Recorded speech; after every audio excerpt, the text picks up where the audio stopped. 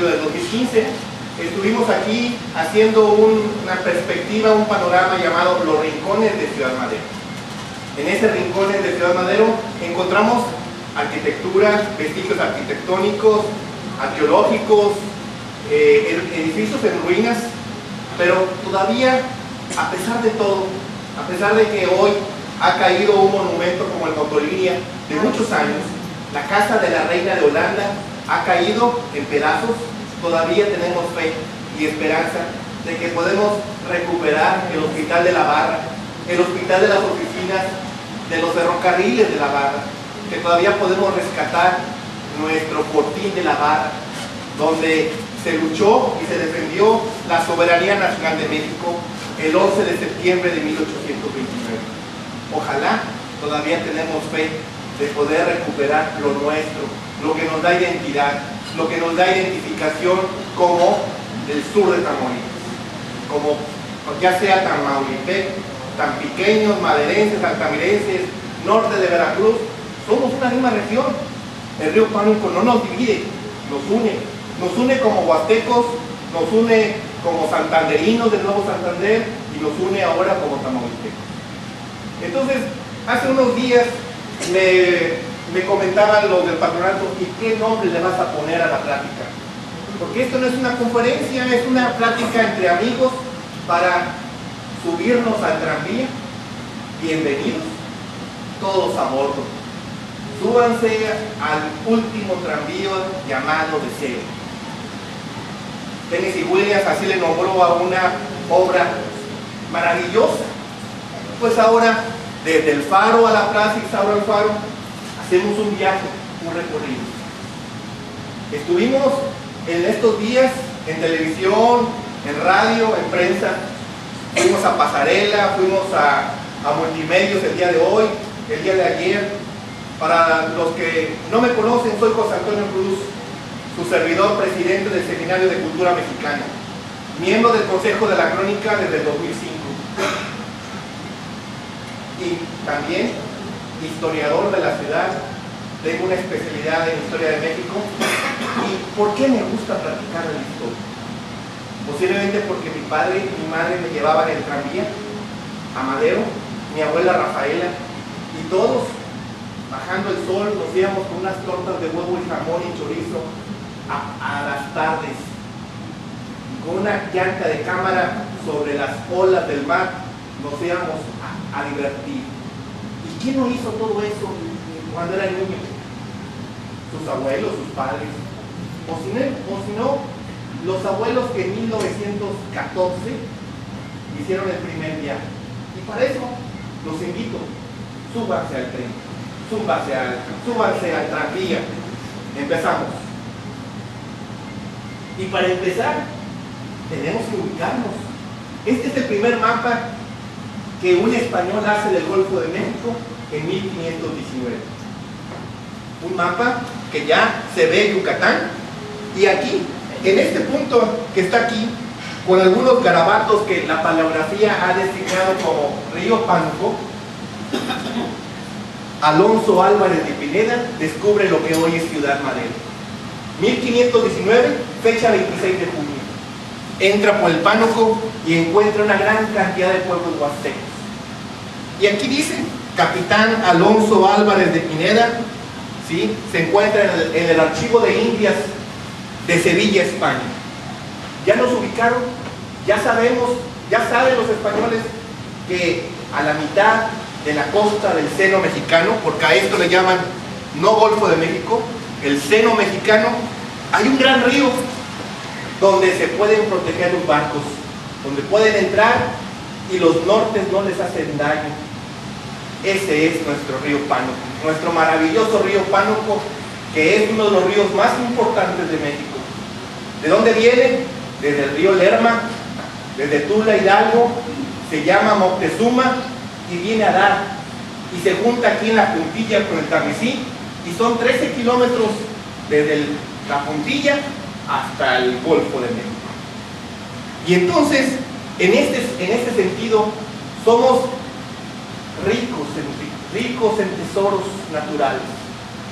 Los españoles vienen a buscar oro, plata, vienen en búsqueda de la obsidiana, del ónix, del sílex, del cinabrio, vienen en búsqueda de muchas riquezas que tenemos, la concha de nácar, las perlas, vienen en búsqueda durante 300 años, siglo XVI, XVII y XVIII, agraciadamente o desgraciadamente, como ustedes quieran verlo, la historia debe ser imparcial, debe ser objetiva. Nos visitan Cortés, el propio Hernán Cortés viene aquí y funda la segunda villa de América, la villa de San Esteban del Puerto, hoy Pánuco, Veracruz. 26 de diciembre de 1522, la fecha del patrono San Esteban. Luego vendría Sandoval, Nuño de Guzmán, que al no encontrar oro ni plata, vende 15,000 huastecos a las Antillas. De esos 15,000 eran 100 por una vaca, un ganado por 100 personas erradas. La marca quedó desgraciadamente en la población huasteca. Y no nada más él, sino vendría un judío portugués llamado Luis Carvajal y de la Cueva y fundaría un pueblo en Ciudad Madero que la historia no ha podido encontrar el lugar exacto. Se llama Santiago Apóstol, la villa de Santiago Apóstol, fundada por Luis Carvajal de la Cueva a 5 kilómetros de la desembocadura del río Pánuco. Ese es el primer madero que se encuentra. Duraría 2 años, vendrían los de Pánuco, por no convenir a sus intereses portuarios, destrozan la ciudad, el poblado, y quedaría muchos años después abandonado. 1749, fecha 24 de diciembre, fundaría José de Escandón la primera villa del Nuevo Santander, la villa de Llera, y con ella 24 villas en lo que hoy es Tamaulipas. De esas 24 villas, 14 son homónimas en España: Laredo, Reynosa, Burgos, Cruillas, Altamira, Croix, San Fernando, Sotolamarina, Llera. Repartiría los nombres de España en todo lo que hoy es Tamaulipas, desde Laredo a Altamira, desde Tula, Caumave hasta San Carlos, y de San Carlos iría a Méndez, Cruillas, Casas y Burgos, y estos barcos penetrarían por el río Pánuco. ¿Vamos bien en el tranvía? Sí, perfecto, porque tenemos 120 fotos, tenemos que irnos rápido porque hay que llegar, y vamos como el tren, la que sigue. Y entonces llega el día importante de la historia, primer hecho histórico para lo que hoy es Ciudad Madero. El primer sitio es un mapa, el primer mapa que se hace de nuestra región. Se llama la barra del 12 de abril de 1820.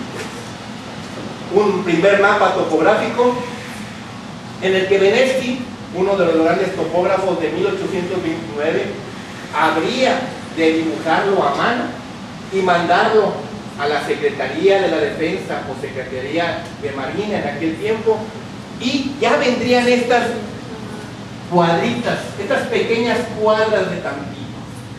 1823, pero aquí hay una casita.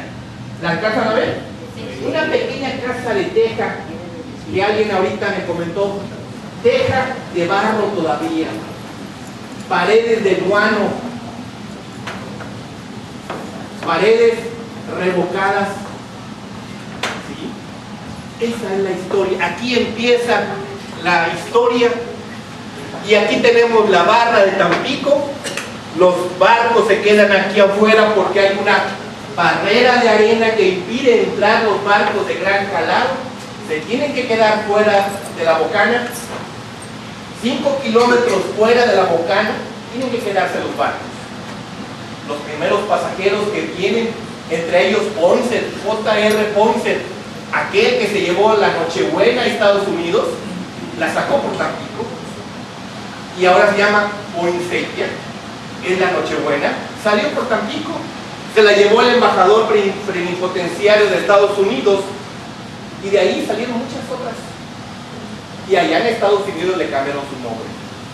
Entonces, aquí vive una señora, su nombre Cecilia Villarreal, nacida 1785 en Sotolamarina del Nuevo Santander, porque no era Tamaulipas. La señora se casa con un señor de apellido Casados. El señor fallece en 1815. Es un dragón, es el dragón de la caballería de Sotolamarina. Y con este es única, con la primera persona va a tener un hijo, se llama Felipe de la Garza Cisneros. Luego vendría este señor Felipe de la Garza Cisneros, persona importante, dueño de todo lo que es Madero, desde la bocana de Madero, desde aquí desde la barra hasta lo que hoy es Chedraui, donde está el cerro de Andonés, dueño absoluto de ahí, y de ahí hasta las mojoneras de Altamira, allá por el Chipús, una gran extensión de una sola persona. La que sigue. Pero hay algo muy importante. Mientras la señora tiene su rancho en Madero, ella vive en Tampico, al lado de Supercrim, y no es gol, sobre la calle Altamira, casi esquina con Olmos, venden unos antojitos muy sabrosos, al ladito de Supercrim. Allí es la casa de doña Cecilia Villarreal. Interesante o no, la señora no vivía, tenía un mesón, pero su casa original era ahí, sobre la calle Altamira, casi esquina con Olmos. Ahí desgraciadamente va a fallecer primeramente su hijo, Felipe de la Garza, y a los 2 años, 1844, moriría ella. Pero este es el mapa original del primer Tampico de 1827. ¿Lo alcanzan a ver aquí? 1827. Una población para ese tiempo de 3.500 habitantes, la mayoría extranjeros, ingleses, norteamericanos, franceses, austriacos, de toda índole, y cada cuadra repartida en lotes. A las primeras 52 familias de Altamira les dieron 2 lotes, y a los agregados en el segundo día les dieron un lote. El lote era de 50 metros de fondo, de frente, por 25 de fondo. Y como no había papeles, los agarraban de la mano, les daban una vueltecita en el lote y decía, es tuyo. Había un escribano donde le decía, aquí está la propiedad. La que sigue. Y entonces viene un pintor francés llamado Carlos Nebel, y hace la primera pintura, una belleza en la fotografía, una belleza en la pintura al óleo. Tampico. Aquí están los barcos, aquí está el río Pánuco, aquí está la bahía del Humo, ¿sí? Y aquí está el canal de San Francisco que va a dar a Pueblo Viejo. La que sigue. Con otra tonalidad vemos el Tampico, el Pueblo Viejo y los barcos entrando, dando la vuelta en esa bahía del Humo. Primera pintura hecha en Europa donde se dan a conocer cómo es Tampico y obviamente cómo va a ser Madero. La que sigue. Pero ¿qué pasa el 11 de septiembre de 1829? Pues ustedes los invito a que nos visiten en nuestro Museo de la Aduana. La ex aduana tiene un museo, la Victoria de Tampico de 1829. Un hecho histórico de gran relevancia a nivel nacional e internacional. Aquí en Tampico se consolida la independencia de México.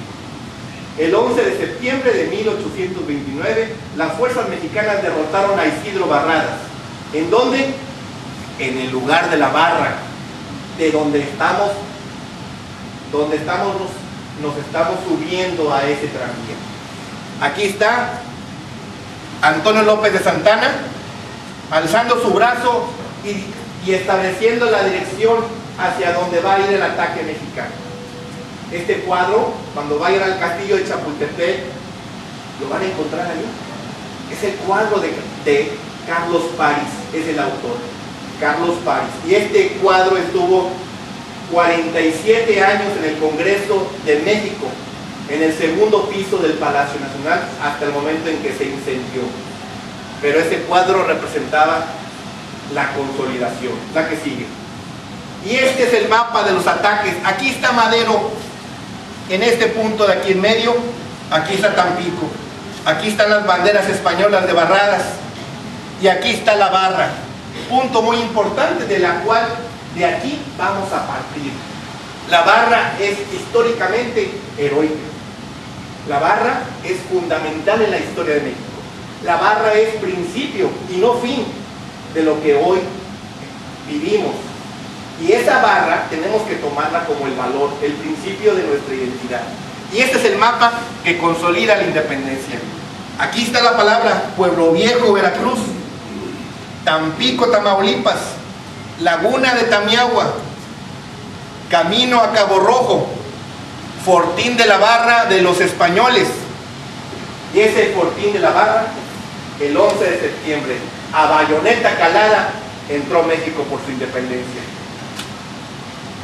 Pero Tampico va creciendo y en 1846, el día 10 de mayo, los norteamericanos nos invaden para quitarnos desgraciadamente la mitad de nuestro territorio.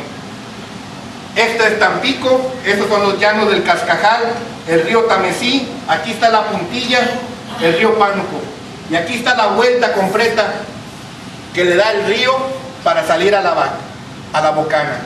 Y aquí hay una palabra importante en este mapa: camino a la Barra, 1846. Y aquí está el plano de la ciudad de Tampico, cada una de las descripciones. Tampico tenía 8 fuertes: la Casamata, el Cuartel del 8, el Vicente Guerrero, el Iturbide, la Cuarentena, la Flecha. Estaba fortificado por todos lados. Y uno de los fuertes más importantes es el fuerte de la Barra.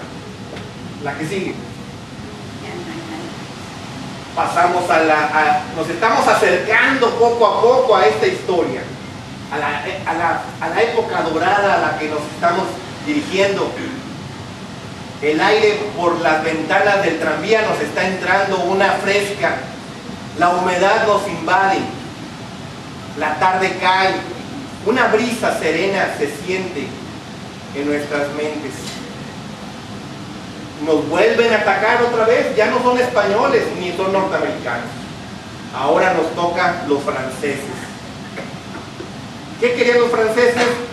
Una deuda mínima y quedarse con México, para que de México poder controlar a Estados Unidos. Por eso los norteamericanos son muy contentos de celebrar el 5 de mayo. Para ellos, los norteamericanos, es la independencia de México. Pero nosotros, aquí, en esta litografía que se encuentra en el Congreso de Washington, en la biblioteca del Congreso en Estados Unidos, porque ellos tienen casi todo, tienen códices huastecos, códices mexicas. La Universidad de Austin tiene la biblioteca más grande del mundo, la Benson, y aquí se encuentra esta litografía. Aquí ven un primer faro, los cañones, un primer farito en la Barra.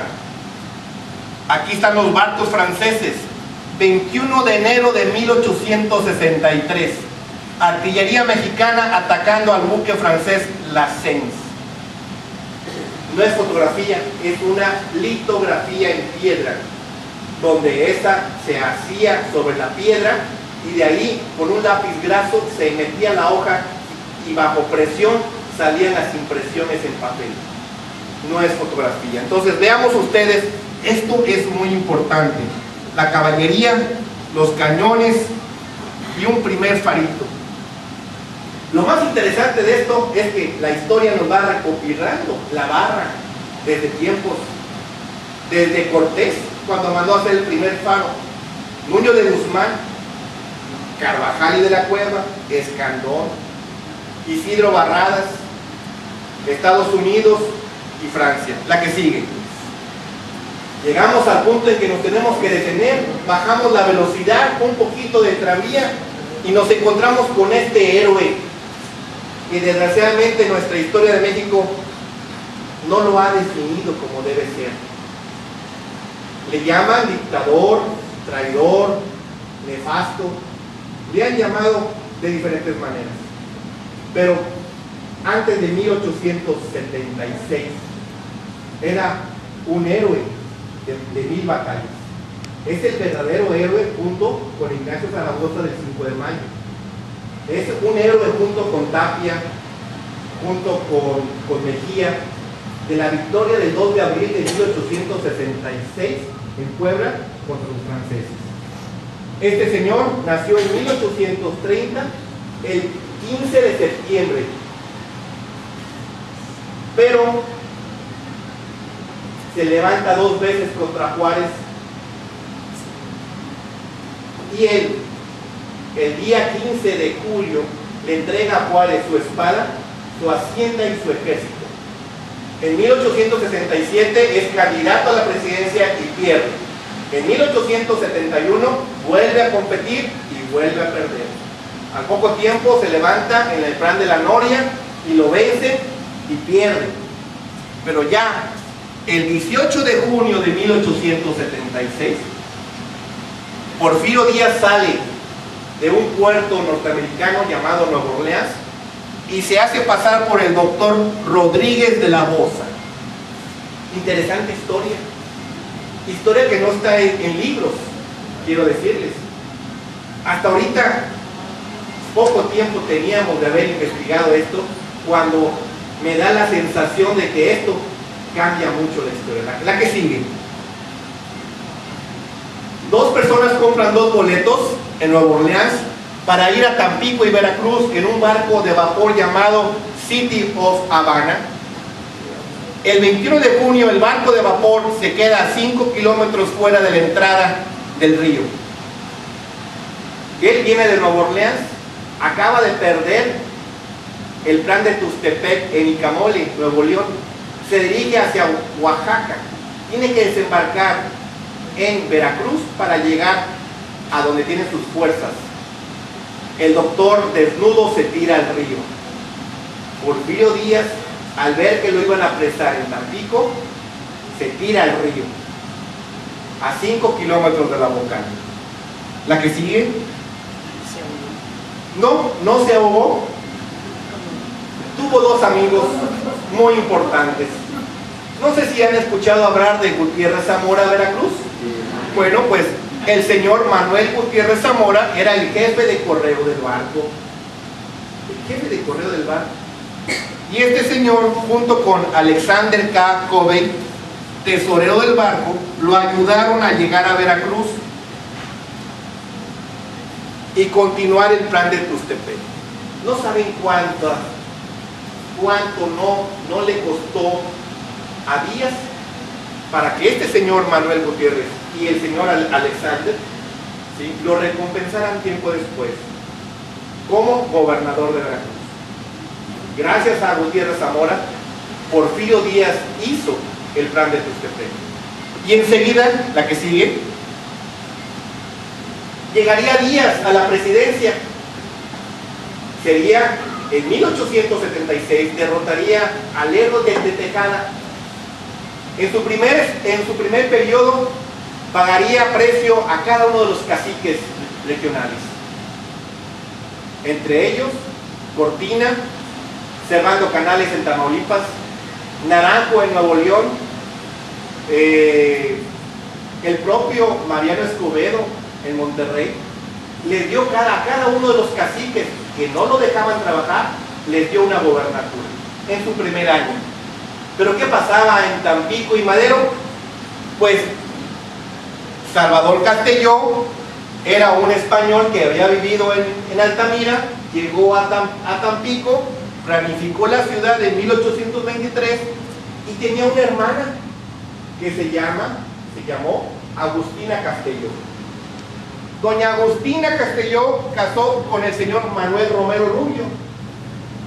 Allá del lado derecho está doña Agustina y el señor Manuel Romero Rubio era lerdista, secretario de Finanzas y Tesorería del gobierno de Juárez y de Lerdo.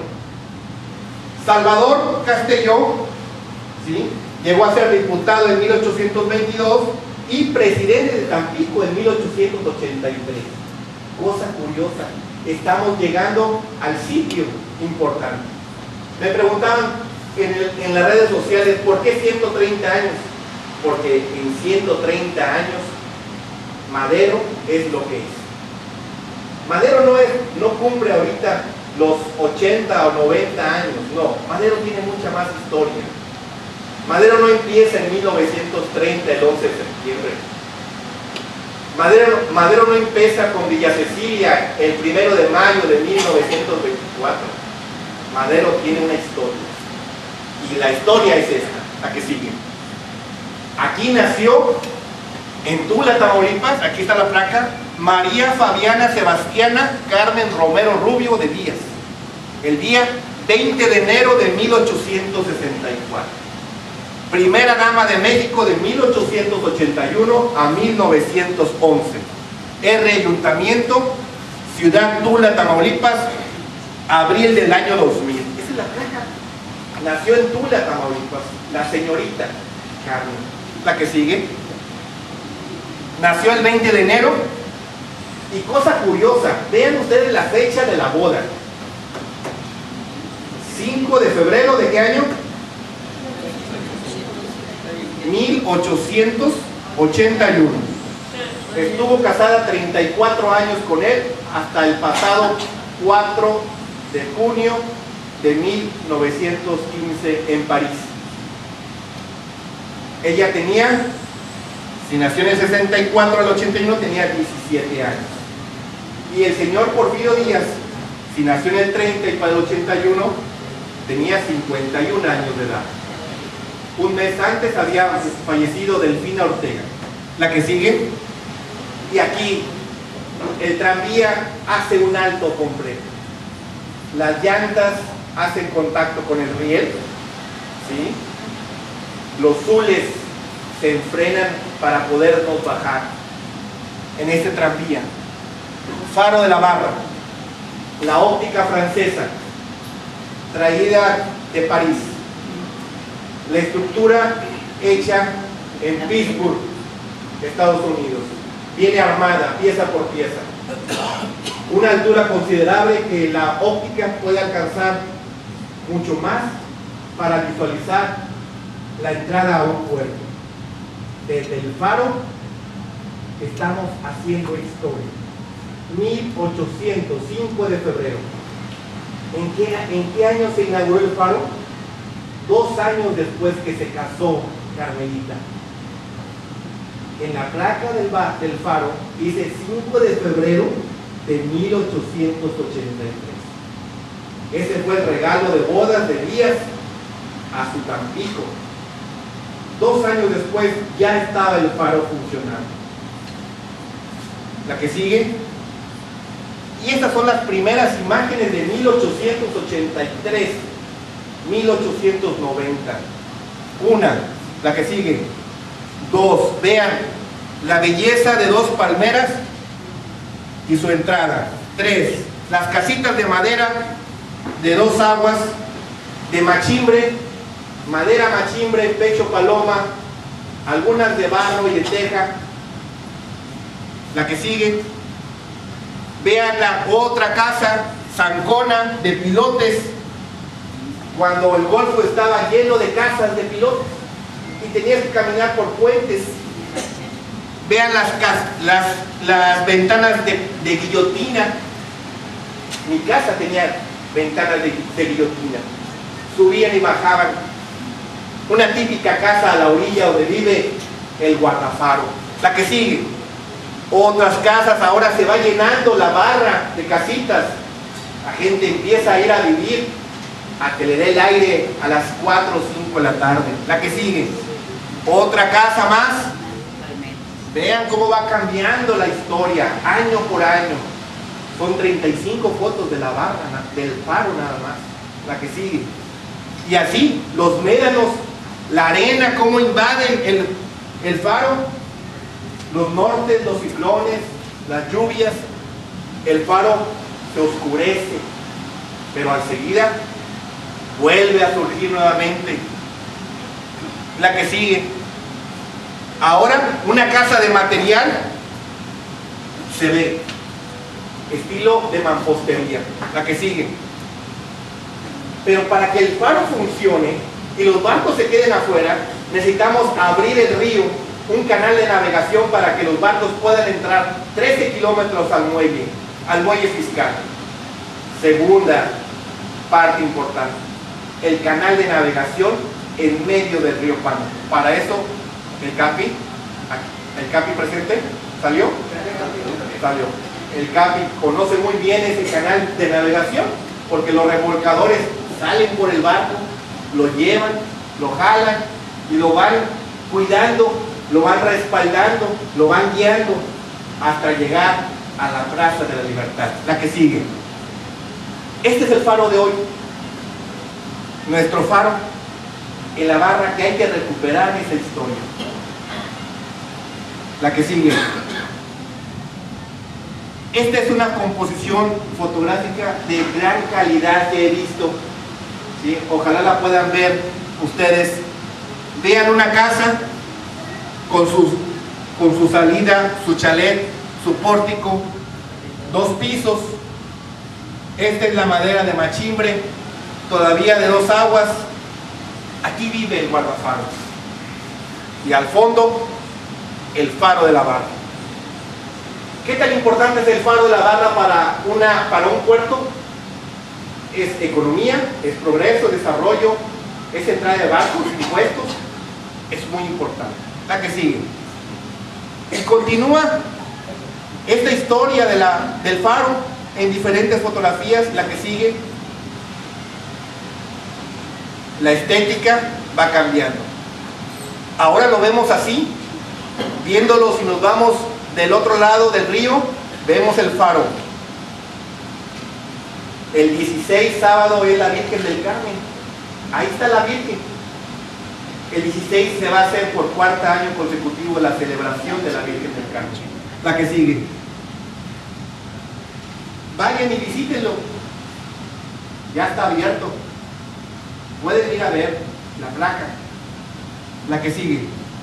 Una fotografía de muy buena composición, ¿sí? La magnitud vista desde el fondo, una belleza en la fotografía, la magnitud. ¿Puede apagar tantito la luz? ¿Podemos apagar un poquito la luz para ver si alcanzamos a ver? ¿Está mejor? Sí.